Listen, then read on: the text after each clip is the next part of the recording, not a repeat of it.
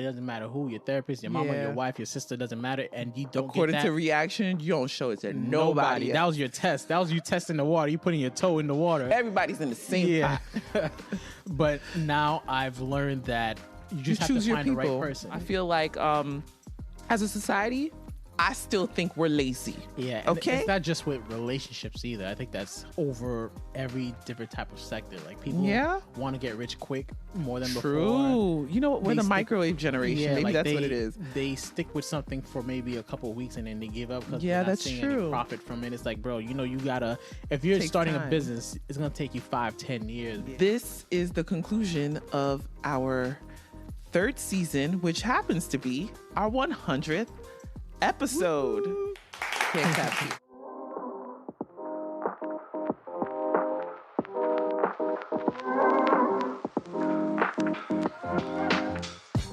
Welcome to the NOIRPOISED podcast, where wisdom is power is more than just a motto.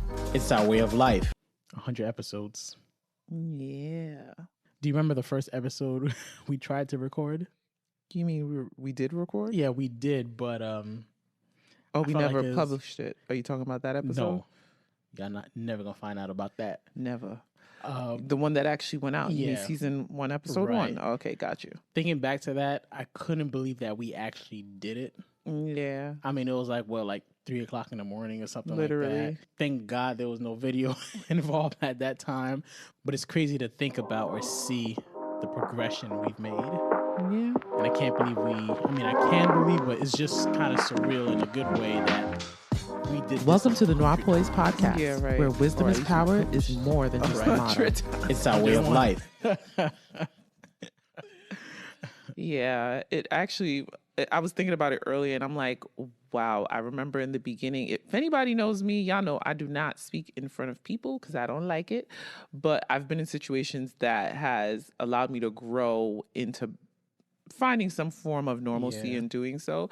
But even with this podcast, I'm like, wow, I don't get the nervousness that I used to get every single time we were getting ready to publish it. Remember, I would literally be filled with anxiety. I'm like, I can't believe I'm doing this, but I'm trying to be obedient. I had the opposite reaction. Yeah, well, you're used to. You're used to that. I was going live. I just walked into the room and you was like, I'm like, what's going on with you? Literally. I mean, I've been in church my whole life. Y'all know this by now. Mm-hmm. And even in leadership positions, do not put me on the mic. Mm-hmm. The fact that I'm on a mic, I mean, nonetheless, it's in my home. Maybe that's what makes it a little bit more easier for me. But putting me on the mic in front of a crowd, I don't like it. I never liked it. Never liked being on stage. Never liked talking in front of people. So I find it very interesting that this is something that will be put on my heart to do because it's just so opposite of what I would want to do. A lot of people thought that this was my idea. Yeah, because I mean, he's the talker, God. He's the speaker. Yeah, you're the preacher, the teacher, the pastor. Your mom's gonna love to hear that. I'm sure she is. But you're used to it, so for you, it's like whatever. For me, I'm background, and I'm cool with being background. I like being background, but in order to grow, you got to make yourself uncomfortable. So here we are, 100 episodes later, super uncomfortable, but growing with you guys and growing with each other, which is really dope. And honestly, I'm grateful for it because I've personally seen the growth in us individually, in our relationship, and just in the conversations now that we have with people that surround us too. Like, I think because of the podcast, some people have more intentional conversations with us, which has been really awesome. So all in all good things have come from it. So, I know I usually say at the end of every season, we'll see if the next season will happen. But this time I'm in a new space and I'm going to claim that y'all gonna see us in season 4. You guys will see it. That'll be funny if life turned around and be like, this is the time. But I'm manifesting that we will do it again for season 4 come September. So yeah, I'm grateful. With that said, we decided that this episode, we wanted to kind of like reminisce a little bit, go back to a few episodes that y'all thought was interesting, So we're going to go back and just listen to like a few snippets from different episodes and see how our mindset has shifted, because I don't listen to the episodes like that because, in all honesty, specifically season 1, cringe. Yeah, very cringe. Cringe. I literally will listen and I'm like, why was I speaking like that? And I think it was the nervousness, y'all. Yeah. I'm just going to be honest. I was nervous as hell. But yeah, they're super cringe, but I feel like it would be interesting to hear how different our perspectives may be on certain parts or whatever the case is. So we chose a few episodes. I feel like we both have grown so much. Yeah. So I'm interested to see what opinions we have about what we previously said. And it'll be funny if it's actually the same. Yeah, I think it might be for some. Honestly. Yeah. Yeah. So we're going to jump right in to the most cringe episode of them all. Season 1. Episode 1. We did not know what we were doing. If we do cringe, we're just gonna edit it out, so y'all won't even see it. All right? Seriously. Society as a whole isn't ready for men to be vulnerable. And when I say society, that's not just targeted towards women. I think even men ourselves, we're not ready to generally accept the vulnerable population. And I say that because men have two state of thoughts. We're either at war or we're at peace. And if we're at war, we can't show any kind of weakness, whether that's being vulnerable or not. But if we're at peace, it's easier for us to, vocalize certain things. I would even compare it to it being a predator versus a prey. It sounds crazy, but in the animal kingdom, when you're a predator, you don't have the opportunity to show any kind of weakness. If you are weak, if you're injured, guess what? You retreat and you go somewhere until you're healed and then come back into the field. Interesting. Men work the same way, where we're concerned that if we are open or vulnerable, which even according to the definition, you open yourself up to be attacked, right, to be harmed, to the possibility, right, of being attacked or harmed, whether that's mentally, emotionally, or whatever. If we are vulnerable, we may never recover from an attack. And I think that's the number one fear within the mind of a man is, if I open myself up and I'm attacked, I may never recover from it.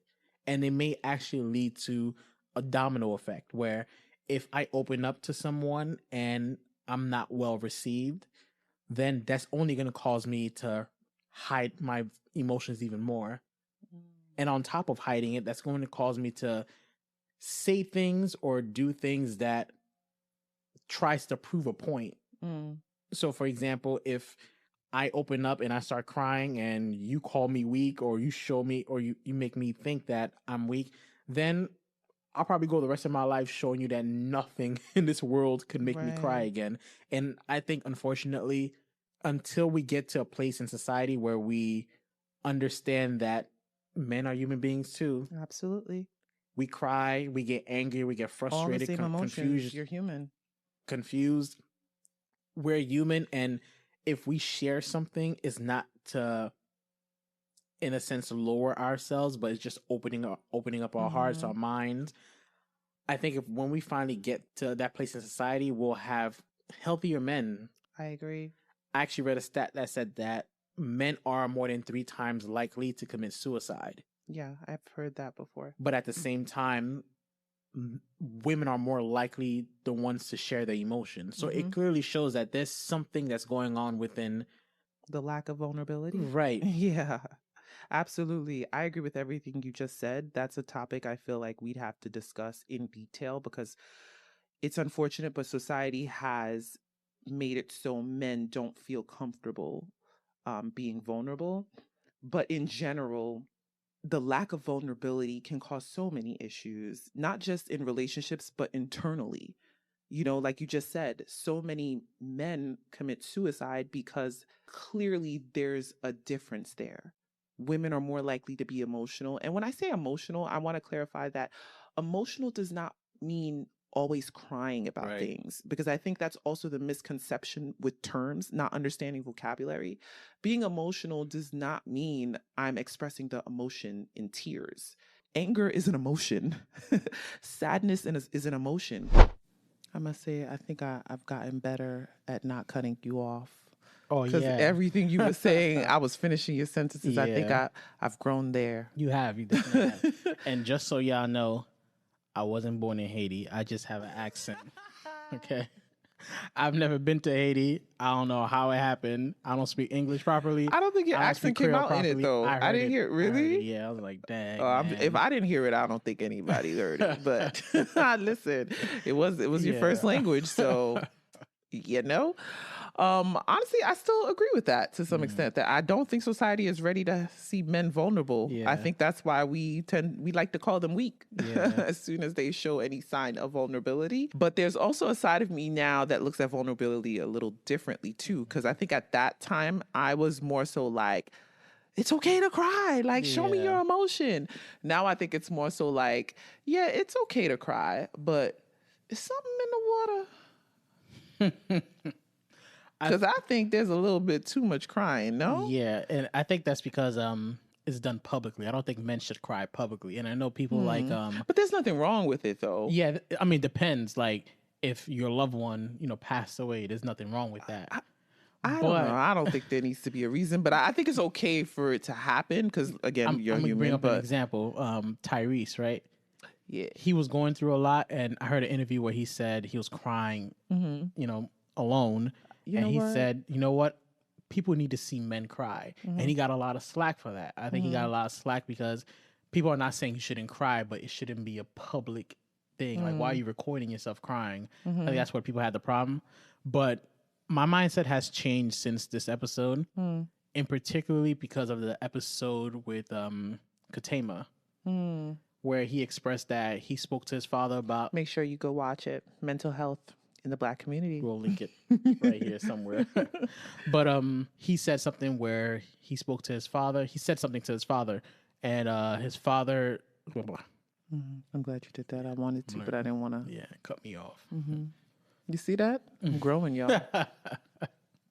So during that episode, he mentioned how he one time told his father, I think, that he was depressed. Yeah. And his father kind of brushed it off.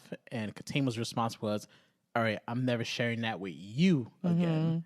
It's but not that he wasn't never sharing it. Exactly. In so I think looking back at this episode, I did have the mindset that if you share it to anybody, doesn't matter who, your therapist, your mama, your wife, your sister, doesn't matter, and you don't according get that, to reaction, you don't show it to nobody. That was your test. That was you testing the water. You putting your toe in the water. Everybody's in the same pot. But now I've learned that you just have to find the right person. Yeah. Not everyone is going to have that reaction. There is someone out there who you can be vulnerable with, and that's needed for men. It doesn't have to be, it may not be your spouse, realistically. Yeah, it may not be your so-called best friend or a relative. It may be your barber. It may be someone you work with. But there's someone out there that needs to get out. Right. It needs to get out, and there's someone out there who will allow you to still be you and be vulnerable at the same time. I get that, and I agree, actually. Speaking of being vulnerable, I've been extremely vulnerable in this podcast. Oh, yeah, you have. A lot of people have said that. They were like, I feel like I'm learning Sam all over again. I didn't know him. A lot of people have said that, actually. Going into this, I told myself, just pretend like the cameras are not there, that I'm just speaking to you. And that you did. So it's not until I hear the playback, I'm like, I really done said that. Yep. So it hit me when one of my cousins was telling me a story about you. And I was like, how do you know that? I was like, oh, my God, the podcast. So, that was the goal, right? We said we was going to be authentic with you guys. So y'all get a little snippet. But I say that to say this podcast, I think, has helped me detox a lot of negative thinking that I had. Because sometimes you don't realize what you fully believe until you say it out loud. Yeah. And I just say it out loud, but you hear it play back. And then you hear somebody else mention it. Yeah, so that's funny that you mentioned that. Because the next clip that we're going to look at is actually from the episode that talks about like detoxing from ourselves, or like the mindset that we have about ourselves. Yeah, I forgot the exact title, but you could watch it over here or listen, because season 1, we didn't have no video, y'all. Yeah. So the people who weren't with us in season 1, it's just audio. And the people who have, thank you. Yeah, appreciate it. Thank you for still listening. 3 seasons in. We love y'all, but let's go into that episode. I think it's episode 4. But for me, what I had to ask myself is, why do I have these insane expectations for myself. And you bringing up the time factor when it comes to success, that's a lot of women nowadays where they're getting to a certain age and they're like, my biological clock is ticking. I got to do something. Or they're in school, they don't know what they want to do, but society has told us that you got to finish with your bachelor's in 4 years. If you're there longer, you must get a master's, so on and so forth. Like there's this constant pressure put on us to achieve certain things by a specific time frame. So that's big. I feel like that's something that majority of the population deals with, even if it's not in the two examples that we just named, but in some shape or form, we put expectations on ourselves that was originally put on us before it, and we just don't recognize the connection. That's how I see it. Like the whole success topic is big for me because I feel like that's what most people who tend to feel down and out or feel unaccomplished about themselves, it's because they're chasing that. And unfortunately, success is labeled a specific type of way. It's labeled as 6 figures or more. It's labeled as in a successful relationship, being married with children by a certain age, having the house, having this type of vehicle, being able to travel, looking this way on social media, becoming an entrepreneur. Like there's so many different pressures that I feel like are put on us. And one of the things I had to recognize was, well, whose definition of success is that? Because for a long time, to be honest with you, that was my definition of success. And you can remember, like, we got married, I believe it was 29. And I didn't want to have children right away. We had that discussion when we were, ain't nothing changed, y'all. I'm still hard on myself. I'm just going to say it like it is. I'm still hard on myself for different things, though. Even the success section where I'm talking about like what success was to me growing up, I completely remember that. Now it's completely different. I mean, nonetheless, you know, we like nice things. I would love to have nice things, but the reality is, have y'all seen the economy? Economy is trash. But my definition of success has definitely changed. I tell you this all the time now where I'm like, I would have looked at my life now and I wouldn't think that I was successful if you told me about it like years before. Yeah. But now I do definitely think I'm successful to some extent. Do I still have a lot of expectations for myself? Yes. And I will continue to do so. I have no shame in that. But I'm finding gratitude in my current state. So I think that's why my level of success is different than it used to be. Like before it was like, what career, you know, what car am I driving? Do I got the nice house? You know, like a lot of materialistic things that you grow up and you're just like, yeah, those are nice, but they don't really fulfill you. Yeah. I'm definitely fulfilled internally by my relationships within the home and outside the home. I'd be happy, honestly. Put me on a ranch with a couple chickens, some goats and a cow, you know, a couple farm animals, some land to grow my own food. I am good.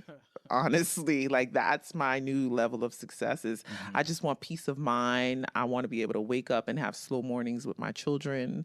I want to be able to educate them myself and know what's going in our bodies and, you know, that's success now. I mean, I could even with brunches and lunches and dinners and all that, I'm like, yeah, they're nice to have here and there just for like a change of scenery and just like to have someone else serve you. But in all honesty, I don't need that anymore as much as I used to.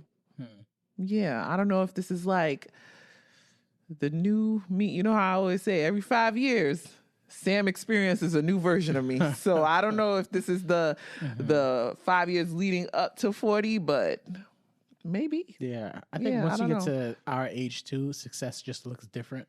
Yeah, depending on your season in life. Chase things that are long term that'll give you peace. You know? So for me, I think I've done a great job not trying to time my success anymore.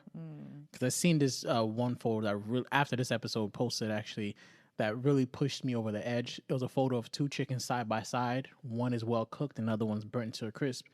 The one that's well cooked, I don't remember the exact timing, but the one that's well cooked, let's say it took 5 hours to cook at 200 degrees. The other one was 1 hour at 600 degrees. So it showed how sometimes when you try to speed the process, you end up ruining things. Yeah. And I had to really just take that to heart and know that there are some things I can't rush, and I just have to enjoy the process, take my time, because if you do that, the success is inevitable. Yeah. But don't try to rush it. So I think it's the journey. I did change with that. The journey. That's been my takeaway the past couple years. It's been like, and not just to say it, because you hear people say these things all the time, but it's really a blessing to be in the space mentally where I actually feel like I'm living there. Like, you know, how, you know, you grow up, like, choose happy. It's your choice. Choose happy. Be grateful. Like, all these things sound nice, but they're hard sometimes when you're under stress. But I think this year, out of all years, despite the amount of like stress, despite all the challenges, all the, you know, unexpected situations that occurred in the past year or so, I think now I'm at a space where I can genuinely say I'm living a grateful life. Thank God.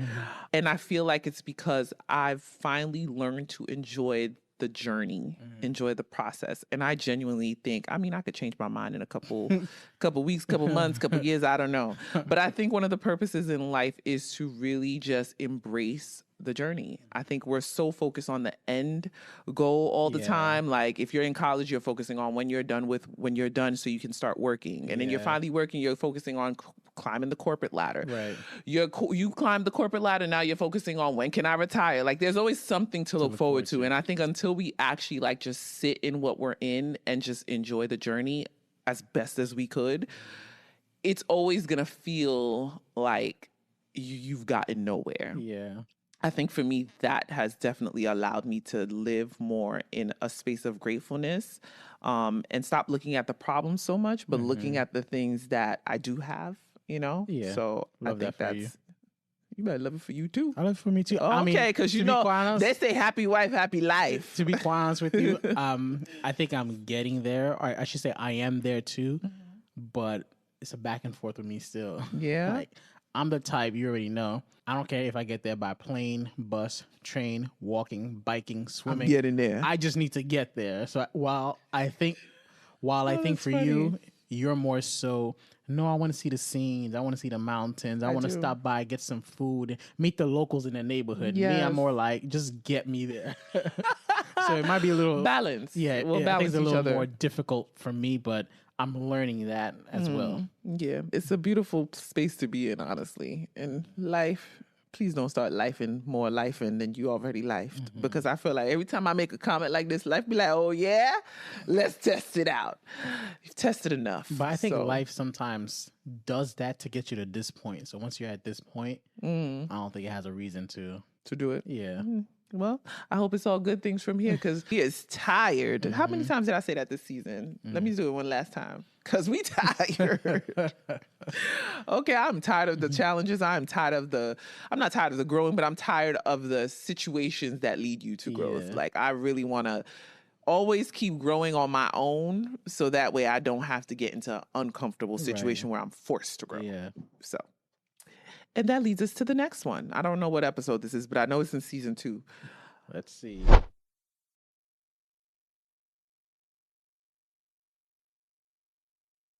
Say the toughest year of marriage on average is the 7th year. 7th. 7th year. We're approaching 6 years. So, you know me. I'm not waiting till year 7. I thought it was the first 5 years. Well, for different reasons, but the average is usually 7 years. That's usually when people are like, yeah, I'm done. I think the first 5 years is probably difficult, and I can see why the first year, because it's like a new transition, and usually around that time, that's when you're starting to have kids, so you're entering like new experiences with that person. But year 7, if you did do it that way, where you had kids within the first 5 years, you probably are like in that routine struggle, right? So they say year 7 is usually the most difficult for majority. And of course, this is average. This is not general across the board. But on average, year 7 is the year that most people get divorced. And even from this article, they were saying it's not just first marriages, also in second marriages, people tend to divorce around the like 7th year. Yeah. So I was like, oh, we approaching 6. I'm not going to wait for year 7 to figure it out. I wonder what it is about I like to do the maintenance before. Huh? I wonder what it is about 7 years that that's what I was trying to think of. I was like, what about year 7? So I started trying to like brainstorm on where relationships usually are at year 7 of marriage, right? Yeah. And it didn't say year 7 of relationships in general, because some people date for 10 years and then they get married. Right. So that's like year 17 of their relationship. Yeah. Something about year 7 of marriage is the average of when people tend to file for divorce. So again, I was thinking about this. I was like, okay, year 7, let me try to like, most people tend to, if they're getting married young, year 7, maybe they have toddlers. They have like kids in like the lower years of elementary school. There's a lot of chaos. If you have multiple kids, now you have multiple toddlers, that could be a factor. It could be a situation where there's not enough help. That's something that we're realizing now, where we're like, we kind of need the support. So maybe there's a lack of support. Then I start thinking of finances. It may be a season of financial changes or struggle. Maybe someone loses a job. Maybe the economy is different from when they did get married and you add on children. Because realistically, that's what's happening right now. The living costs are increasing, but the jobs are not paying more, right? Like that's the reality of most people who are in similar situations. So I'm like, maybe it's like just a combination of all these things. But in those things, I think what tends to happen is, one, we're always changing in some way, shape, or form. So when you're so busy in like the day-to-day things that you're doing, especially with children and work and stuff like that, maybe there's not enough time designated into learning your spouse. I thought of that. And then I was like, maybe it's a situation where like there's no time to invest as much as you did in the beginning of the relationship or marriage. And then there's also, we change. Because I say like every 5 years, you'll notice like someone's like different from what you knew. So 5 years, let's say one of the spouses realizes something significant and starts to move different, and this is not the person you're used to, and maybe they don't know how to navigate through those changes, and so it kind of creates a distance with them. You sent this video the other day that I thought was really interesting. In the video, he was talking about couples who don't share the same vision.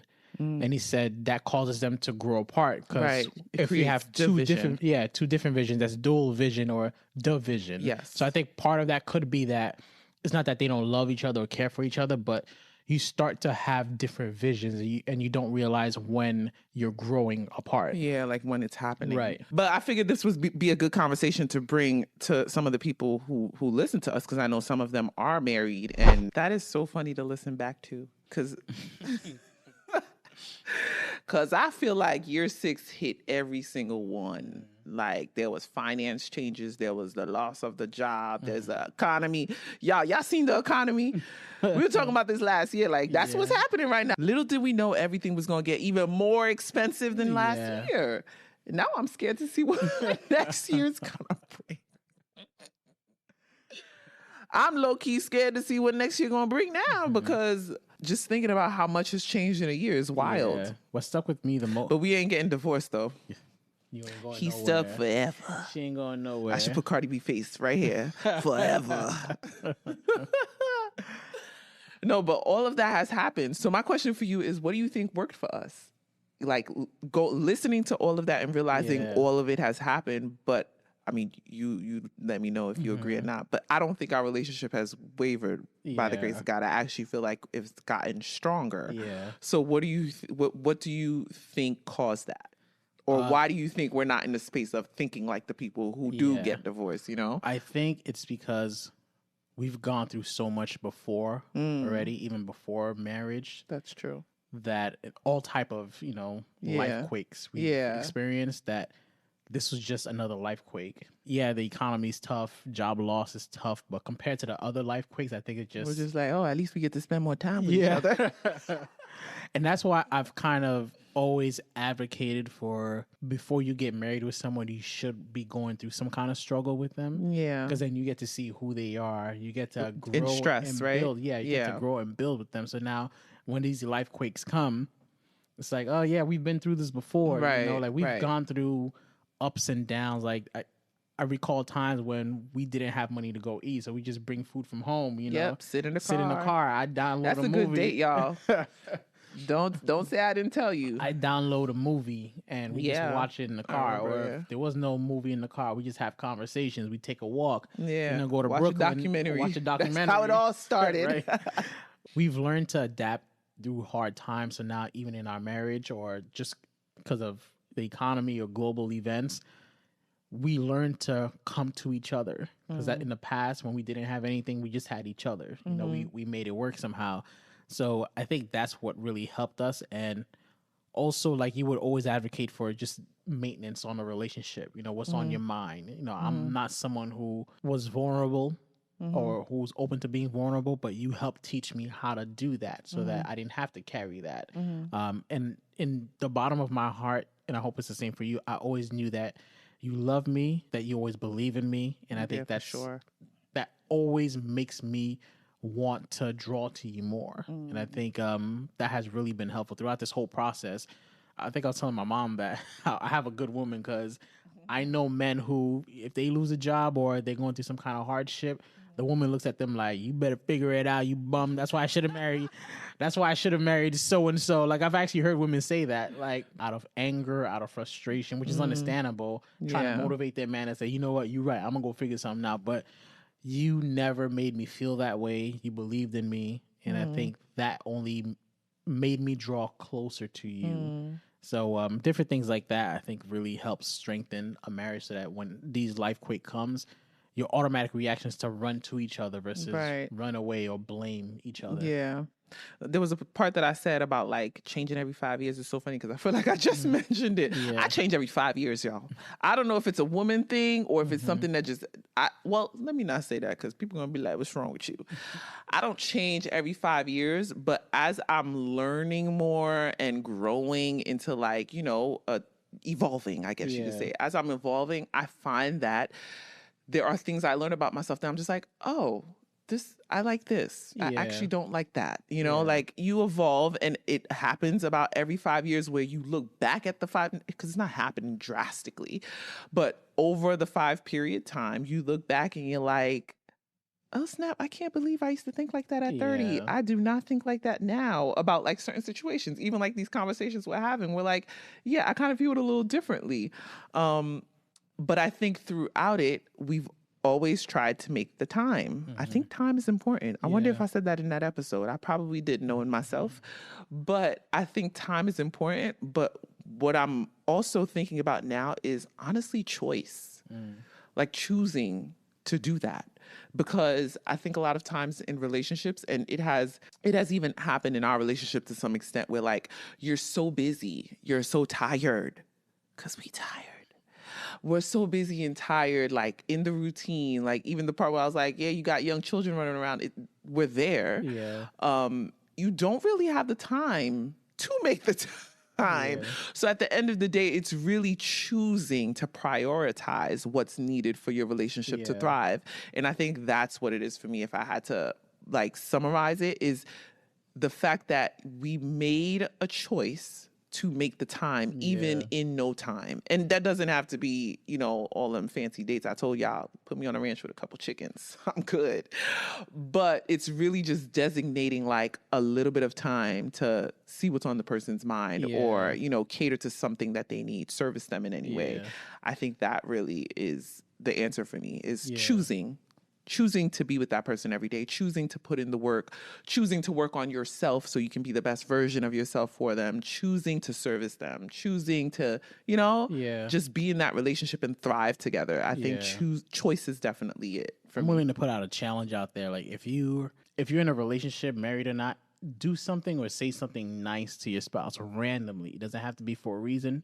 You don't have to expect anything in response. Just do something that you know will make them happy. And I think little things like that is what causes relationships to take a step forward. Because now, it's little steps. When good is received, people all automatically want to do good back. And that's how it builds on each other. True. Same way, like when people argue, they may be trying to say something hurtful and then you try to say something more hurtful. And I come back with something else. Right.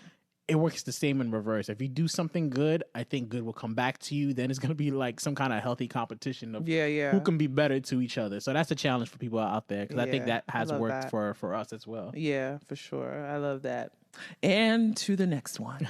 A man wants to spend Sunday afternoons or Sunday evenings watching football is more likely to be a problem versus a man spending Saturday or Sunday afternoon at the mall with his significant other. Like, a man is more likely to be adaptable, and I think men see that and say, I don't really wanna do that. And again, I think there's a false perception, because like you said, it's a give and take thing. So although that's what pop culture society makes it seem, there's times where you're doing stuff that you don't want to do but I want to do, and then vice versa. But that's not the story that's put out there. And I think, unfortunately, the loudest voices are falsely the negative ones, and the loudest voices are perceived to be the majority. I don't think majority of women are like that, but because the loudest women are like that, it makes guys just look at it like, nah, I'm definitely done. Yeah, and that's the point of these conversations, is because I think, unfortunately, in our culture, we don't put the positive on the forefront. We're always talking about the negative and this, that, and the third. And I understand it, because there are cons to being in a relationship. And that's why I say, when you were talking about it, because you didn't say all this when we had the conversation, of course, but when you were talking about it and you were saying how like men don't think it's worth it anymore, my automatic reaction was like, because y'all lazy. And the reason why I said that is because, and it's not just a man thing, I really think it's a society thing. I think we're becoming more and more selfish. We're becoming more and more self-centered. We're becoming more and more like lazy. You know, we're not willing to put in the work, but we want the same results. And this is a perfect example of that. If you're not doing the work to pursue a good woman, then you're going to keep attracting a certain type of female. And it's not to say that like there's anything wrong with women pursuing men or whatever the case is. To each his own. I've heard of relationships that are very successful where that occurred. But I think there's a limit, or there should be a balance. Like in most cases, when I hear those stories, it's something to the extent of like, she shot the first shot, but he did the rest. You know what I mean? It wasn't on some like she continuously pursued him, or she maybe gave him her number and he reached out, or she did the first phone call, or she asked on the first date. I don't think there's anything wrong with that, because there's different personalities and different type of people out there. I think the issue is when she is continuously pursuing him throughout the relationship. And the reality is, if you have to do that, sis, he doesn't want you. I think when a man wants something, and it's not just in a relationship aspect, it's in general, when he wants it that bad, he's going to do the work to make it happen. So I think it's also that where people are not recognizing where he's just not that into you. And they're constantly trying to make it work. So I get it, but at the same time, I do think men are lazy. I would change the word lazy to hurt. I think that's what I'm getting at. Because even, I remember what I was going to say. It's true. I remember what I was going to say earlier, because you said about men chasing. The narrative now is men don't chase. Right. If you chase, you're a simp. Like you're a beggar. Like a man shouldn't beg. A man should live his life in a way where you have women coming to you and then you pick what you want. But that's a lot of men have that mentality. Yeah, but that's the narrative now, and I think it comes from a hurtful place, because a lot of bad boys, they weren't always bad boys. A lot of these men who talk down to women and objectify women, they weren't always like that. It took them it took them meeting one woman, and now they took that experience and judge everyone, kind of like a way to protect themselves. And I've noticed that women tend to be more forgiving in that aspect, where if you meet a guy and the guy hurts you, you may start looking at men a certain way, but it seems like in the back of your mind, you know, okay, that was a bad man. That was a bad man. I can recognize a bad man and a good man. Whereas a man, once he's hurt, he kind of labels everyone. So I don't think there's one. I think there are women out there who do that too. Definitely. And I don't think there's one answer as far as why. I remember that episode. That was a popular one. Yeah. For all the wrong reasons. You know, it's funny because before we recorded that episode, I remember we had a conversation where I was like, I do not want to keep having this man versus women type of conversation. And after we had that episode published, it was confirmation for me, because just like the responses that we got from men who were listening to, I was like, everything just flew over everybody's head, like flew over. their head. They took the negative and they just ran with it. So I was like, yeah, I don't think you're getting the point. But I will take accountability and say that the term lazy was probably a harsh word. Yeah. So I actually will take that back. Nonetheless, I do still believe as a society, we are lazy. I just wouldn't single out and say it's men. Yeah. I think men and women, our generation, when it comes to putting in the work in relationships, I do think we're lazy. Yeah. I do think that's why a lot of relationships don't last and lead into divorces, because we're not willing to deal with certain things anymore, which to some extent is good because you know your worth. Why would you have to deal with stuff? But there's another part of it that's like, well, you made this decision to do life with this person. Did you think it was going to be daffodils and roses every single day? Like you choose to be with them. So that means there's going to be some tough times. There's going to be some things you don't like and you work through it together. Yeah. So I feel like as a society, I still think we're lazy. Yeah. Okay. It's not just with relationships either. I think that's over every different type of sector. Like people want to get rich quick more than before. You know what? We're the microwave generation. Maybe like that's what it is. They stick with something for maybe a couple of weeks and then they give up because they're not seeing any profit from it. It's like, bro, you know, you gotta, if you're starting a business, it's gonna take you 5-10 years. Yeah, I've actually heard 7 to 10. Yeah, so people are not willing to do that, and I think that just translates into relationships where people just want things to be ready for them. Right. Easy, no struggle, no issue. Yeah, I agree with the selfish comment I made, where like people just want that. People are just thinking of themselves. I actually saw a video recently where the gentleman said, I think it was a pastor actually that was talking about it, where he basically was saying people go into relationships and use their significant other. And I low-key agree with that. I think we do go into relationships expecting the person to do for us. Like it's always about, what can you do for me? I like this about you, so I want you to do that. Not giving the person the space to be themselves. Like you may like a quality or a thing about your significant other when you guys get together or you get married, and that changes. Yeah. And they're not like that anymore. Are you going to walk away because now they don't have the traits that you like in a person? Or are you going to learn to adapt to this new version of them and grow through it? Right.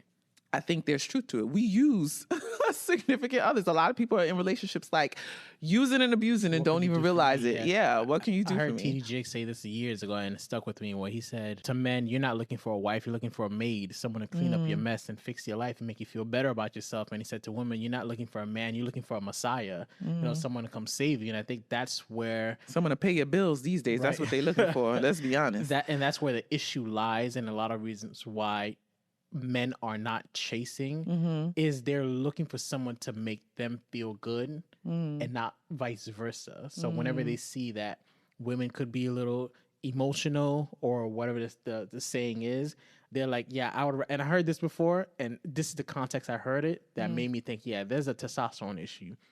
The guy that I was saying was saying men just want to chill, play video games, get money. And I'm like, that's very...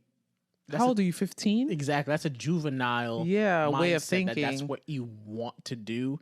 So we got to take care of the testosterone issue in society. Seriously, and then I think men will start to chase, because there's clearly good women out there. Yeah. Just like there's good men out there. Right. So I think you just got to find them. You just got to find them. And if men check your testosterone, because you'd be surprised. These microplastics and these women too, our hormones are all out of whack. Listen, we all just screwed up. Okay. Someone said this, and I totally agree, saying they've convinced us to believe that we have all these emotional issues, when all these emotional issues could be tied to health issues. Yeah. You're not depressed. You just got a whole bunch of heavy metals in your body or microplastics in your body. So for the men out there, that's why I would say, man, get your testosterone checked, because you'd be surprised at how low it is compared to what it should be or what it was decades ago. And once you see how low it is, you're going to start working out, you're going to change your diet, and naturally you'll notice that you're a little more aggressive. Changes, yeah.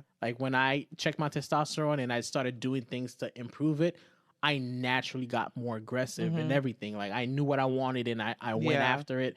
We had this conversation on a previous episode, and even personally, where men don't like rejection. So if you reject a man, he's like, was it this episode? It might have been this episode, actually. Oh, crazy. Yeah. But when I started doing things to enhance my testosterone, I don't know what rejection is. Yeah. You're just like laser focused on what you want. You say no or someone else says no or something happens. I'm like, I'm gonna figure out a way to get it anyway. Like, you know. Yeah, it reminds me of our toddler, actually, our son, where I tell you, like, he's so laser focused. Like, boys and girls are different. And I'm noticing that now that I'm mothering two different genders. But the boy, it don't matter how many times I tell that boy, no, listen, if he wants it, he's going to get it. And I'm like, yeah, that is so different from what she was like. Yeah. And maybe it's a testosterone thing. Maybe you guys are just embedded to be that way. I think that's what men should be. You see something, you want it, you go after it, you don't take no for an answer. In the right way, y'all. In the right way. Oh, yes, I know. Cancel culture and all. That's not what I mean. That's not what I mean. You got to be careful these days. In a legal, ethical way. Yes.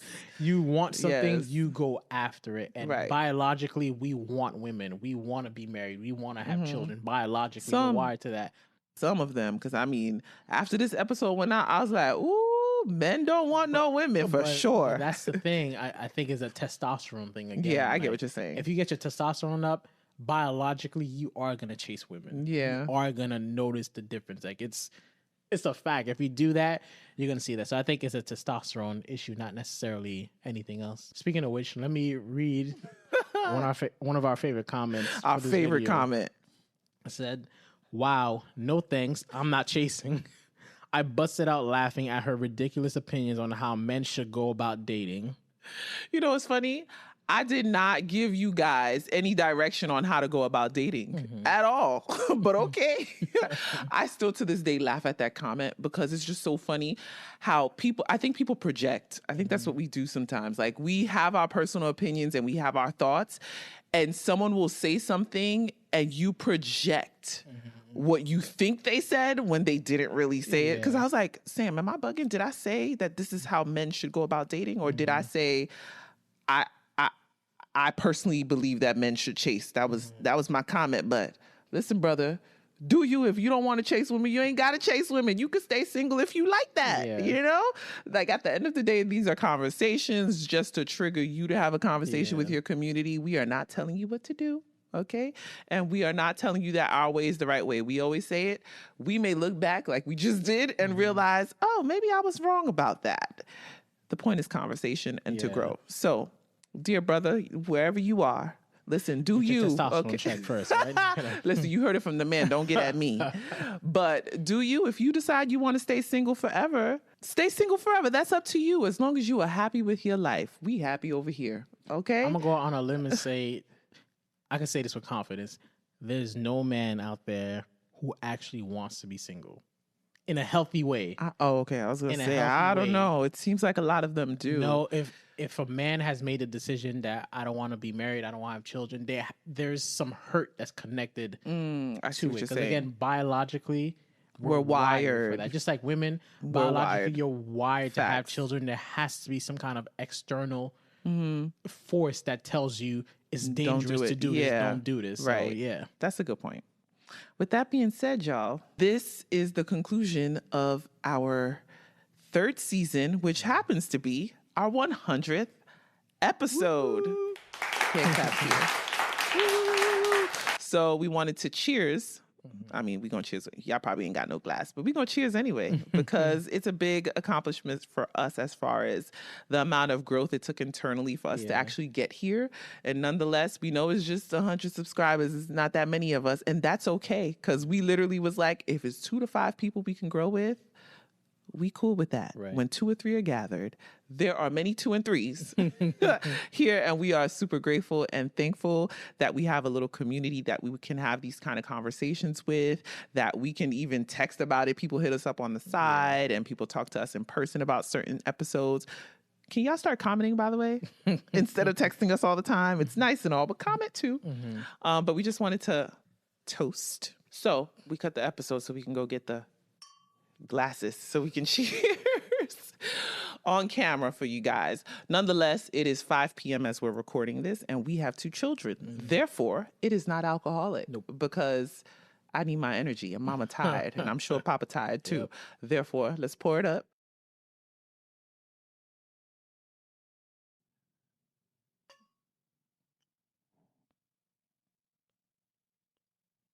So cheers to you for rocking with us for 3 seasons, 100 episodes, 3 years.